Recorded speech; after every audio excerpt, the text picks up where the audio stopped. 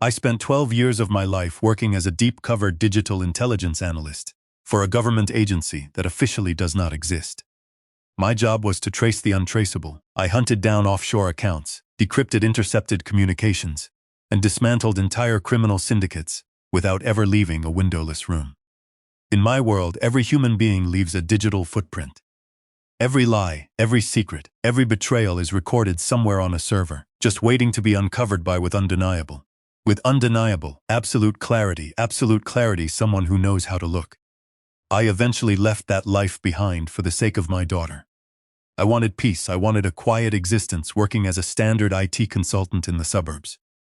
But I never forgot my training, and I never imagined that the most vicious, calculating adversaries I would ever face would be the people sharing my own DNA. My name is Arthur. I am a single father to an 8-year-old girl named Lily. Lily is the center of my universe, but to my mother Eleanor and my younger sister Chloe, Lily was nothing more than an inconvenience. Eleanor was a woman obsessed with control and social perception.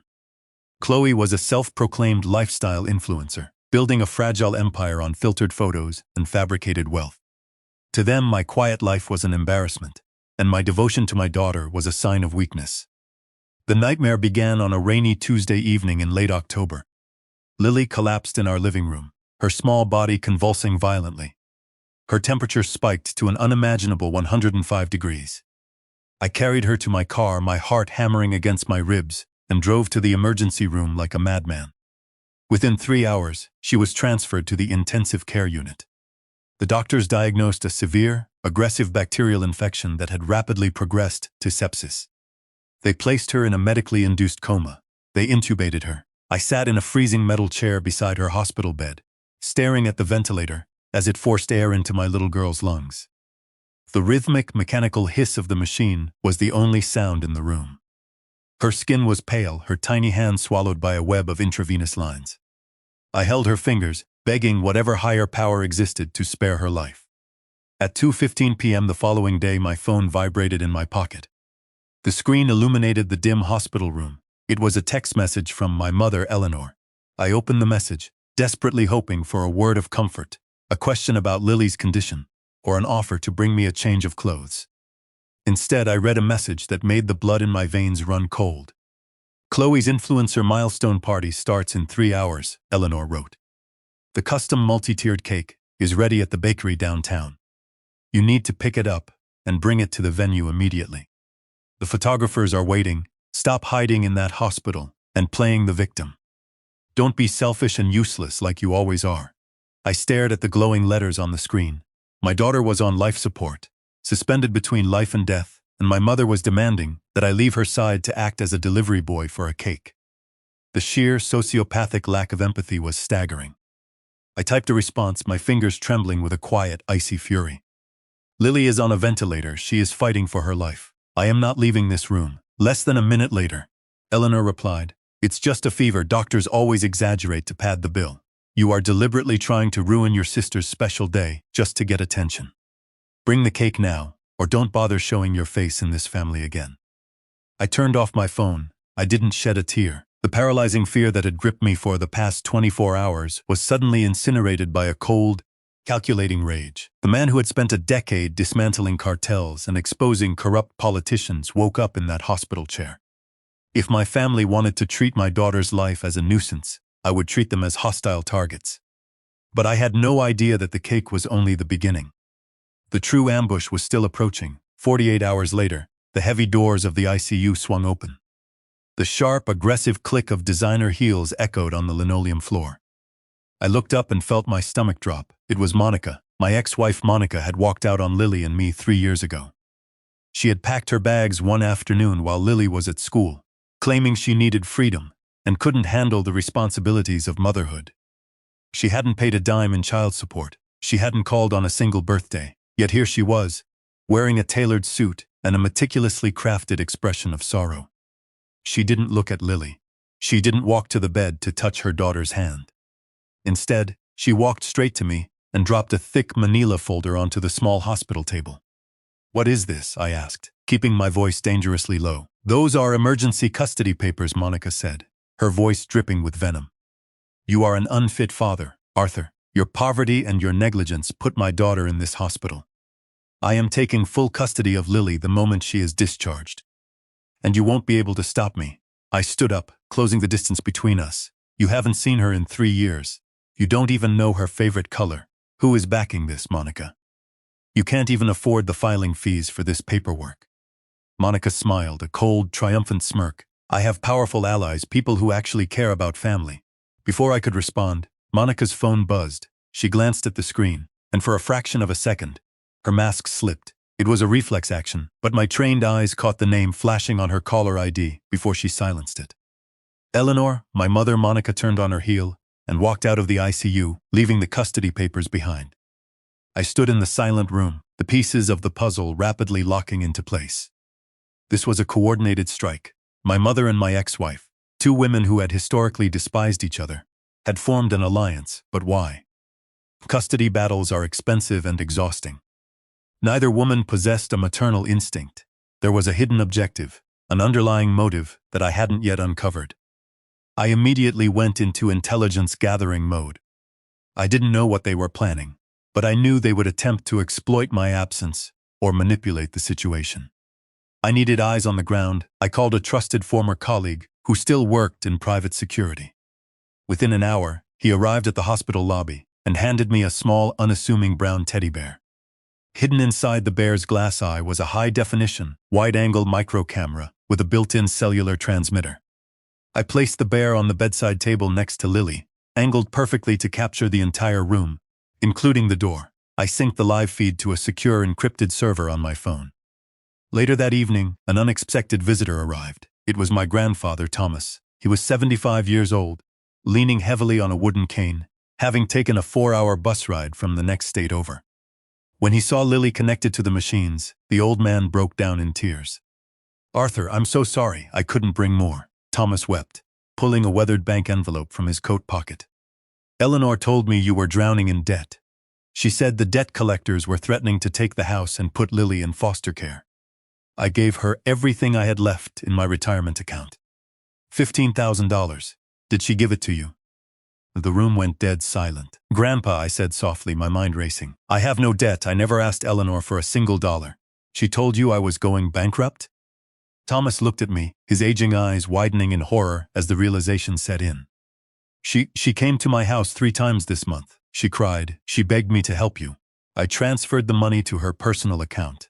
My mother had orchestrated a massive financial fraud, weaponizing my grandfather's love for his great-granddaughter to drain his life savings. The $15,000 hadn't gone to me. It had vanished into Eleanor's accounts. But what was she funding? I opened my laptop, connected to a secure VPN, and accessed the tools I hadn't used in years. It was time to hunt. For the next 6 hours, while Grandpa Thomas slept in a chair in the waiting room, and Lily continued her silent battle on the ventilator, I worked. Ran a passive trace on Eleanor's public email accounts. Using an old OSINT, open source intelligence technique, I cross-referenced her recent financial activity. The $15 hadn't stayed in her account for more than 48 hours. It had been wired to a holding company in the Cayman Islands. A holding company notorious for processing payments for high-stakes, underground online casinos. The pieces began to align. Chloe, the successful influencer, was drowning in illegal gambling debt.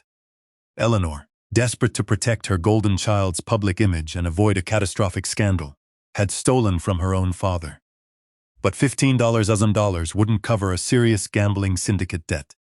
They needed a much larger payout, and that's when I remembered the estate. When my father died, he left a substantial commercial property in a trust. I was the sole executor. The property was worth nearly $2 million, but I had refused to liquidate it, preferring to keep the rental income steady for Lily's future college fund. Eleanor had been trying to force me to sell it for years. If I was deemed an unfit parent and lost custody of Lily to Monica, Eleanor could use Monica as a puppet to sue the trust for child support, forcing a liquidation of the asset. The alliance made perfect, sickening sense. My investigation was suddenly interrupted by a nurse, who informed me I needed to step down to the hospital pharmacy to sign a consent form for a new course of intravenous antibiotics. "I'll be right back," I whispered to Lily, gently squeezing her hand. I was gone for exactly 9 minutes. While I was standing at the pharmacy counter, my phone vibrated violently.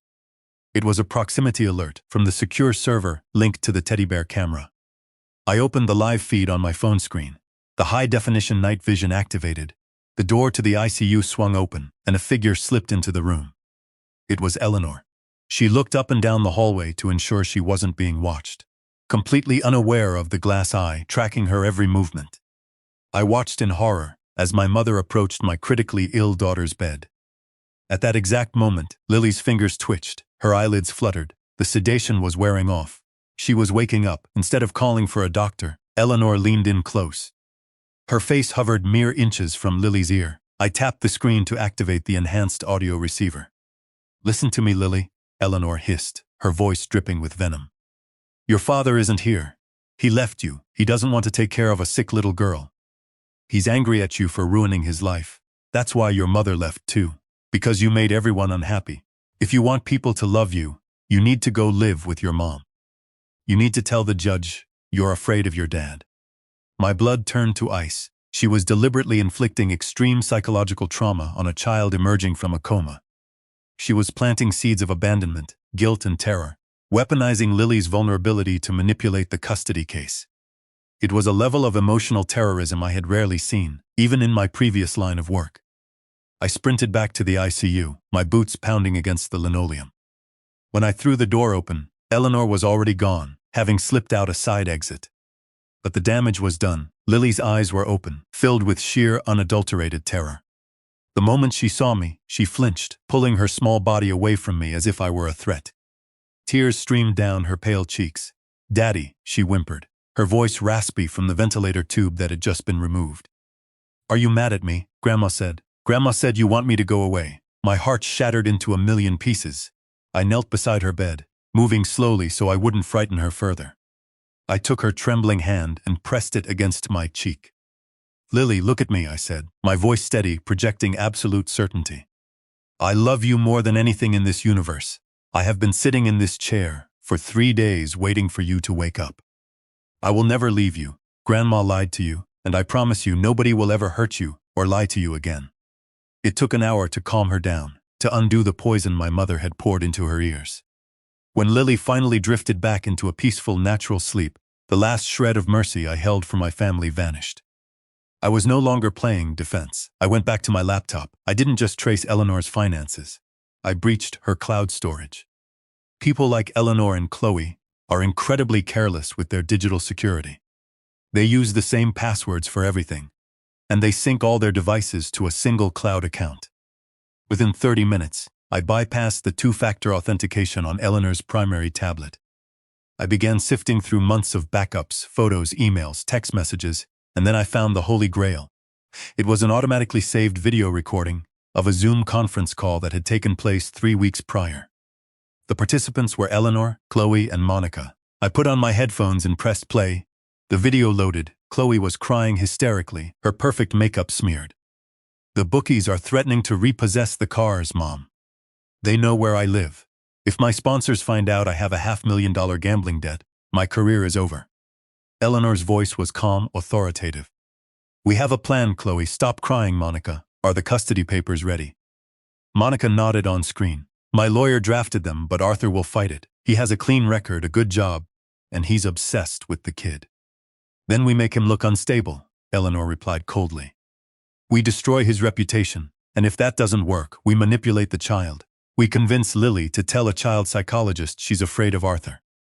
Once Monica has full custody, she petitions the court for a massive increase in child support, citing Arthur's trust fund. We force a liquidation of the estate, pay off Chloe's debt, and Monica gets a cut for playing the devoted mother." Monica smiled. "Just make sure my cut is tax-free." I closed the video file and saved it to an encrypted drive. I had the financial records proving the theft from my grandfather. I had the high-definition video of the ICU psychological abuse. And I had the digital confession outlining an extortion and fraud conspiracy. The discovery of the Zoom recording was the smoking gun. But in my previous line of work, we never went to trial with just one weapon. We built an arsenal so overwhelming that the enemy couldn't even formulate a defense. I needed to know exactly who was holding the leash that was choking my sister, and by extension, threatening my daughter. I initiated a deep dive trace on the offshore holding company in the Cayman Islands. It required bypassing several layers of encrypted firewalls, bouncing my connection through proxy servers in Estonia and Singapore to mask my digital footprint. It took 2 hours of relentless coding and packet sniffing, but I finally breached the company's internal ledger. The ledger was a chaotic mess of shell corporations and laundered transactions, but I isolated the account associated with Eleanor's $15.00 wire transfer. The account belonged to a man named Silas Vance, a well-known figure in the underground sports betting and high-stakes casino circuits. Silas wasn't a corporate entity. He was a ruthless loan shark operating behind a digital veil. I dug deeper into the server, searching for communication logs linked to Chloe's phone number. What I found made my stomach turn. It was an archived thread of encrypted text messages between Chloe and Silas. The debt wasn't a minor mistake. Chloe owed Silas $450,000. She had been funding her lavish influencer lifestyle, the designer clothes, the luxury cars, the exotic vacations entirely on credit advanced by a violent syndicate. The messages from Silas were terrifyingly explicit. "Time is up, Chloe," one message read, sent just 3 weeks prior. "If the account isn't settled by the end of the month, I don't just take the cars. I take the house, and then I start making phone calls to your sponsors. You will have nothing left." Chloe's response was desperate. "Please, Silas, give me 1 more month. My mother is securing the funds. My brother controls a $2 million estate. We are taking custody of his kids so we can force a liquidation. The money is coming, I promise." The sheer depravity of it was staggering. They weren't just manipulating a custody battle out of spite. They were offering Lily up as a sacrificial lamb to save Chloe from the consequences of her own fraudulent existence. They were treating my daughter as a bargaining chip to pay off a loan shark. I downloaded the entire chat history, timestamped the server logs, and secured them behind triple-layer encryption. This was no longer just a family dispute. This was a conspiracy to commit extortion and wire fraud. But I wasn't finished. I needed to solidify the financial evidence against Eleanor. The next morning, before the social media smear campaign even began, I took Grandpa Thomas to his local bank branch. The elderly man was shaking, still struggling to process the betrayal of his own daughter. We sat down in the office of Mrs. Higgins, the branch manager, a woman who had known Thomas for 20 years. When I asked her to pull the complete transaction history for Thomas's accounts over the past 6 months, her welcoming smile faded into a look of deep concern. She printed a thick stack of documents and slid them across the desk. I reviewed them with meticulous precision. Eleanor hadn't just manipulated Thomas into giving her $15,000 in cash. She had done something far more insidious. "Mrs. Higgins," I said, pointing to a series of withdrawals that had occurred 3 months ago. "My grandfather did not authorize these transfers. The signature on these withdrawal slips does not match his. It's a close forgery, but the pressure and angles are entirely different." Mrs. Higgins adjusted her glasses, peering closely at the documents. Her face went pale. "These were processed by a junior teller. Eleanor came in, claiming Thomas was ill and had sent her to handle his affairs. Because she is a joint signer on the secondary checking account, the teller assumed the authorization on the primary savings account was valid." "It gets worse, Arthur," Thomas whispered, his voice cracking. He pointed a trembling finger at the final page of the report. "I don't have a home equity line of credit. I paid off my mortgage 10 years ago." I stared at the document. Eleanor hadn't just drained his savings. She had taken out a $50,000 line of credit against Thomas's home, forging his signature on the application documents. She had literally mortgaged her own father's shelter to feed Chloe's gambling addiction. "Mrs. Higgins," I said, my voice eerily calm despite the inferno raging inside me. "I need you to freeze all of these accounts immediately. I also need you to flag the home equity line of credit as fraudulent and prepare sworn affidavits regarding Eleanor's unauthorized transactions. We are taking this to federal court." The bank manager nodded vigorously, clearly terrified of the legal implications for her branch. "I will have our fraud department initiate a full investigation right now. We will provide all necessary documentation for your attorney." I walked Thomas back to my car, his shoulders slumped under the weight of his daughter's betrayal. I promised him I would fix it. I promised him Eleanor would never touch his finances or his life ever again. When I returned to the hospital, Lily was sitting up in bed drawing in a coloring book a nurse had given her. The ventilator was gone, replaced by a simple nasal cannula delivering oxygen. Her color had returned, a soft pink replacing the terrifying gray. I stood in the doorway for a long moment, watching her. In my years tracking global criminals, I had seen the worst of humanity. I had seen greed drive people to commit unspeakable acts. But nothing compared to the cold, calculated cruelty of my own mother and sister, attempting to destroy an innocent child for financial gain. I walked over to the bed and sat down. Lily looked up, her eyes bright and trusting, the fear Eleanor had tried to plant entirely erased. "Look, Daddy," she said, holding up a drawing of a bright yellow sun setting over a blue ocean. "It's for you, it's beautiful, sweetheart," I replied, my voice thick with emotion. I pulled her into a gentle hug, resting my chin on the top of her head. At that exact moment, I made a silent vow. I wouldn't just win the custody battle. I wouldn't just defend myself. I would dismantle their entire world so completely, so surgically, that they would never possess the power to hurt another human being for the rest of their lives. I would turn their arrogance into an inescapable trap. Later that night, I went back to my laptop. While I was securing the data, my phone began exploding with notifications. It was the final phase of their attack. Stephanie, or rather, Chloe, had launched the social media smear campaign. I opened Facebook. Chloe had posted a long, tearful manifesto, accompanied by pictures of her lavish birthday party. In the post, she accused me of being an abusive, neglectful father who was using Lily's illness to extort the family for money.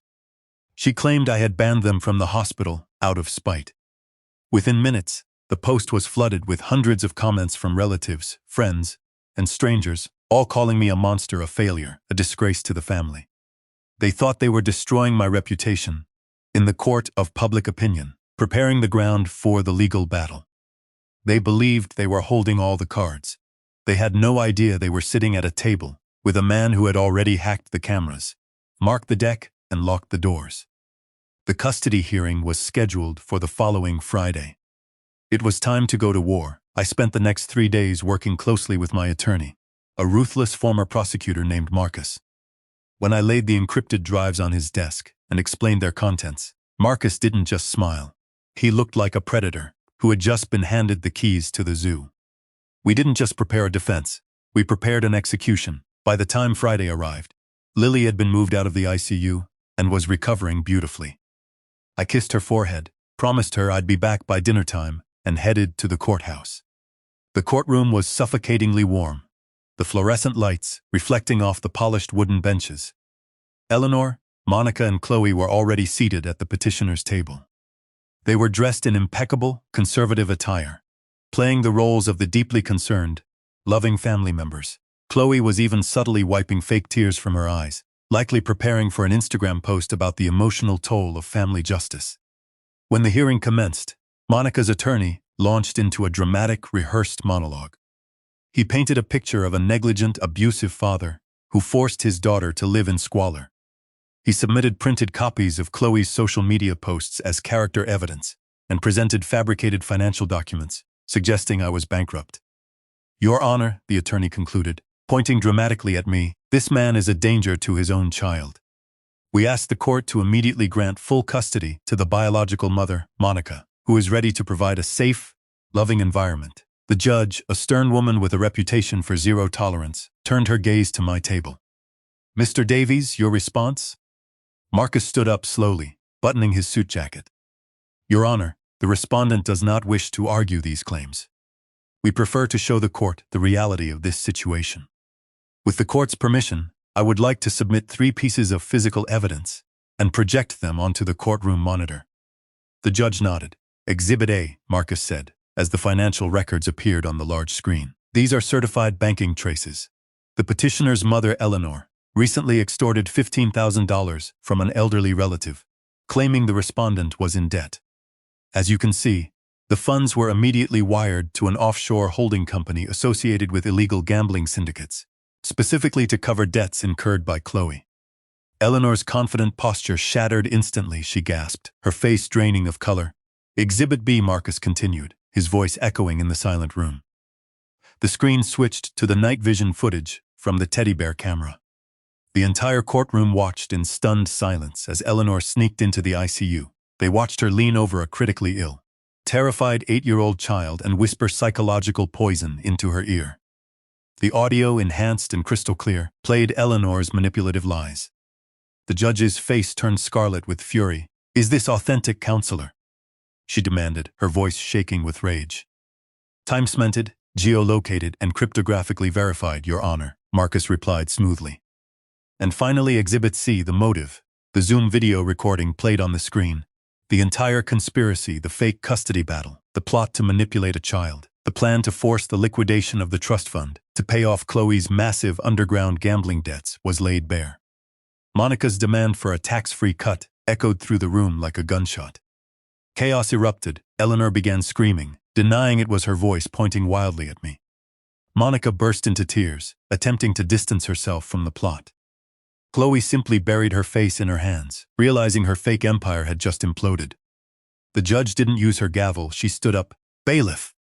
she barked. "Take Eleanor into custody immediately on charges of fraud, extortion, and child endangerment. And contact the district attorney regarding a conspiracy to commit perjury." Two armed bailiffs approached Eleanor. The click of the handcuffs echoing in the silent courtroom was the sweetest sound I had ever heard.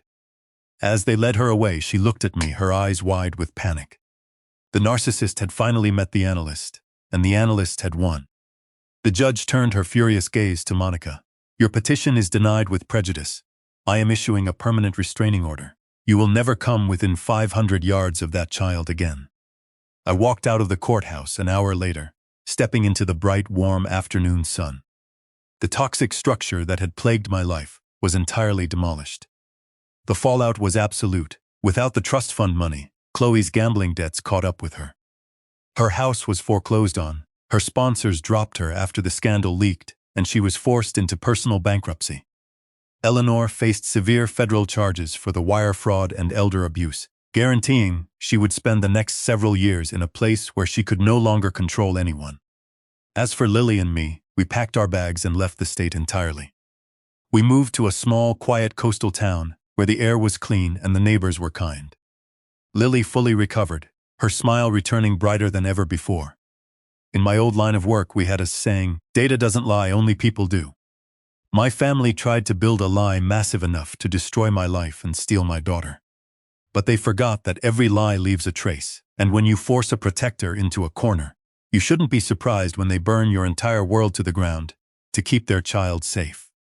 Family is not an obligation bound by blood. It is a structure built on trust, respect, and unconditional love. If the pillars of that structure become toxic, tear them down. Never apologize for protecting your peace, and never let a narcissist convince you that their cruelty is your fault. Thank you for tuning in to Dad's Real Life Revenge.